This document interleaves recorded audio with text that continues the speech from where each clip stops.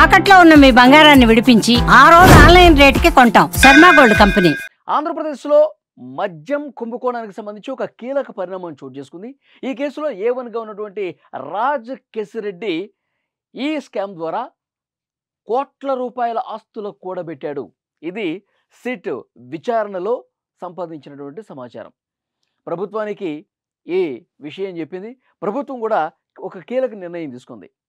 ఆ ఆస్తుల జప్తుకు రాజకేశ్వరరెడ్డి ఈ స్కామ్ ద్వారా ఎన్ని కోట్ల రూపాయలైతే కూడబెట్టాడో, ఎన్ని ఆస్తులైతే సంపాదించాడో వాటిని జప్తు చేయండి అని చెప్పి సిట్ అధికారులకు అనుమతిస్తూ ప్రభుత్వం ఉత్తర్వులు కూడా జారీ చేసింది.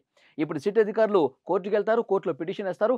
రాజకేశ్వరరెడ్డి ఏ విధంగా అక్రమాస్తులు సంపాదించాడు, మద్యం కుంభకోణం ద్వారా సంపాదించినటువంటి ఈ మద్యం సరఫరా కంపెనీలు ఏవైతే ఉన్నాయో, మద్యం తయారీ కంపెనీలు ఏవైతే ఉన్నాయో వాటి కమిషన్లు తీసుకుని కోట్ల రూపాయలు ఏ విధంగా కూడబెట్టారు, ఎక్కడెక్కడ భూములు కొన్నారు, ఈ ఇన్ఫర్మేషన్ మొత్తం సిట్ అధికారుల దగ్గర ఉంది. ఇప్పుడు ఆ పిటిషన్లో కోర్టుకి చాలా స్పష్టంగా సమాచారం అందించి కోర్టు వీటిని జప్తు చేసే విధంగా తీర్పు కూడా ఇచ్చే అవకాశమే కనిపిస్తుంది. ఎందుకంటే క్లియర్గా ఆధారాలు మొత్తం కూడా బయటపెట్టింది సిట్.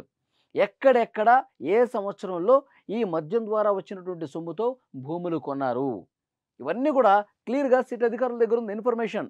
సో కోర్టుకి సమర్పిస్తే ఆధారాలు కూడా ఉన్నాయి కాబట్టి జప్తు చేయండి అని చెప్తుంది కోర్టు కూడా. ఎక్కడెక్కడ రాజకేశ్వరరెడ్డి ఆ భూములు కొన్నాడు అంటే రంగారెడ్డి జిల్లాలో తన పేరిట 27 ఎకరాలు, అలాగే తల్లి పేరిట 3 ఎకరాలు, మొత్తం 30 ఎకరాలు. హైదరాబాదు, రంగారెడ్డి ఈ 2 జిల్లాల పరిధిలో హైదరాబాద్ శివార్లలో మొత్తం కలుపుకొని ఒక 100 ఎకరాలకు పైగా ఇతను కొనుగోలు చేసినట్టుగా తెలుస్తోంది. ఇతని బినామీ పేర్ల మీద మరికొన్ని భూములు కూడా కొనుగోలు చేసినట్టుగా తెలుస్తోంది. సో ఇవన్నీ లెక్క మొత్తం కూడా సిట్ అధికారుల దగ్గర ఉంది. కోర్టుకి ఇచ్చేటువంటి పిటిషన్లో, కోర్టు ముందు పెట్టేటువంటి ఆధారాల్లో ఇవన్నీ చాలా స్పష్టంగా ఎక్కడ ఏ సంవత్సరం ఎంత మొత్తం కొనడం అనేది కూడా, ఎవరి పేరు మీద కొనడం అనేది కూడా క్లియర్గా ఆధారాలు ఉన్నాయి కాబట్టి వాటిని జప్తు చేసే అవకాశమే చాలా స్పష్టంగా కనిపిస్తుంది. రాజకేశ్వరరెడ్డి కాదండి, చెవిరెడ్డి భాస్కర్ రెడ్డి కావచ్చు, మిథున్ రెడ్డి కావచ్చు, తర్వాత ఈ కేసులో ఇప్పటికే అరెస్ట్ అయినటువంటి ఇంకా మిగతా నిందితులు ఉన్నారు కదా, సీఎంఓలో అప్పుడు కీలకంగా వ్యవహరించిన ధనంజయ రెడ్డి కావచ్చు, కృష్ణమోహన్ రెడ్డి కావచ్చు, గోవిందప్ప బాలాజీ. సో వీళ్ళందరూ కూడా ఈ మద్యం కుంభకోణంలో కీలక పాత్ర పోషించారు. దోచుకున్న సొమ్ముని జగన్మోహన్ రెడ్డి గారి ఆదేశాల ప్రకారం ఎక్కడెక్కడ సర్దేశారు, ఎక్కడెక్కడికి పంపించారు, ఎన్ని సినిమాలు తీశారు, ఇవన్నీ కూడా సిట్ అధికారులు చాలా స్పష్టంగా ఆధారాలతో సహా పొందుపరిచారు. వీటన్నిటిని కోర్టులో ప్రొడ్యూస్ చేస్తే కోర్టు చాలా స్పష్టంగా వాటన్నిటిని రికవరీ చేయండి, వాటన్నిటిని జప్తు చేయండి అని కూడా చెప్పే అవకాశం కనిపిస్తుంది. సో ఇది ఒక కీలకమైనటువంటి పరిణామంగా ఈ మద్యం కుంభకోణం విచారణలో మనం చెప్పుకోవాల్సినటువంటి అవసరం ఉంది. మరొక ముఖ్యమైన విషయం, చాలామంది చెప్తా ఉన్నారు బాధితులు లక్షల్లో ఉన్నారండి. ఆంధ్రప్రదేశ్లో 2019 నుంచి 24 వరకు ఈ నాసిరకం మద్యాన్ని సేవించి చాలా దారుణమైన పరిస్థితులు ఆంధ్రప్రదేశ్ ప్రజలు చూశారు. ఎవరికైతే ఈ మద్యం సేవించే అలవాటు ఉందో ఆ మద్యాన్ని సేవించి వాళ్ళు తమ ఆరోగ్యాన్ని పూర్తిగా పోగొట్టుకునే పరిస్థితుంది. మొత్తం లక్షలాదిగా ప్రజలు ఎఫెక్ట్ అయ్యారు. అంత నాసిరకం మద్యం. ఒకవైపు ఏమో వీళ్ళు మద్యం సరఫరా చేసి పూర్తిగా ప్రజల జీవితాల్ని నాశనం చేయటమే కాదు, వీళ్ళు డబ్బులు దండుకోవటమే కాదు, శవాల మీద పేలాలు ఏరుకున్నట్టుగా ఒకవైపు ప్రజలు చచ్చిపోతూ ఉన్నారు. వీళ్ళేమో వీళ్ళ సొంత ఆస్తులు పెంచుకుంటూ ఉన్నారు ఈ కుంభకోణం ద్వారా. ఎంత దారుణం చూడండి. ఒక్క తూర్పుగోదావరి జిల్లాలోనే 30,000 మందికి పైగా చనిపోయారు. మొత్తం రాష్ట్ర వ్యాప్తంగా 1,00,000 మందికి పైగా ప్రాణాలు కోల్పోయిన పరిస్థితుంది ఈ నాసిరకం మద్యం వల్ల. ఇది మద్యం అంటే విషం అండి. విషాన్ని ప్రజలకి పంచేసి వాళ్ళ జీవితాల్ని నాశనం చేసేసి వీళ్ళు సొమ్ము చేసుకున్నారు. ఇది తెలుస్తోంది.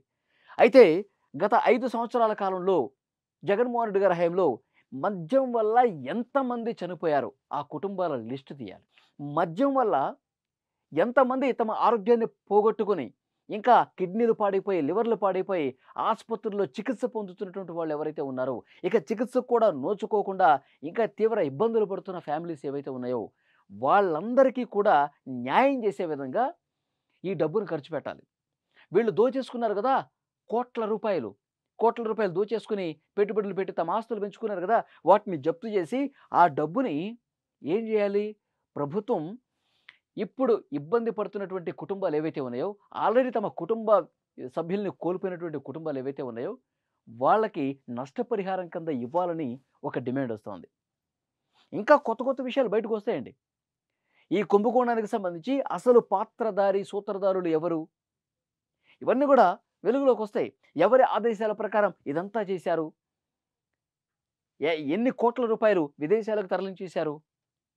ఆఫ్రికా కంట్రీస్‌కి, దుబాయ్ కంట్రీస్‌కి కోట్ల రూపాయలు తరలించేశారంట. ఇంకా బెంగుళూరులో కూడా రియల్ ఎస్టేట్‌లో పెట్టుబడులు పెట్టారంట. సో, ఇవన్నీ కూడా త్వరలోనే వెలుగులోకి వస్తాయి. అసలు సూత్రధారి బిగ్ బాస్‌ను కూడా అతి త్వరలోనే పట్టుకుంటామని చెప్తున్నారు. ఇప్పటికే 2 ఛార్జ్ షీట్లు వేశారు. ప్రిలిమినరీ ఛార్జ్ షీట్‌లో పేజ్ నంబర్ 131, 298లో జగన్మోహన్ రెడ్డి గారి ప్రస్తావన ఉంది. జగన్మోహన్ రెడ్డి గారికి తెలిసే ఇదంతా జరిగింది. జగన్మోహన్ రెడ్డి గారి ఆదేశాల ప్రకారమే చేశారని చెప్పి అందులో చాలా స్పష్టంగా పేర్కొన్నారు. ఇప్పుడు నెక్స్ట్ ఛార్జ్ షీట్‌లో కూడా రాబోతోంది. చాలా కీలకమైనటువంటి ఇన్ఫర్మేషన్‌తో ఫైనల్ ఛార్జ్ షీట్ రాబోతుంది. అందులో జగన్మోహన్ రెడ్డి గారి పాత్రకు సంబంధించి పూర్తి వివరాలతో సిట్టు అందులో చెప్పే అవకాశం ఉన్నట్టుగా కనిపిస్తోంది.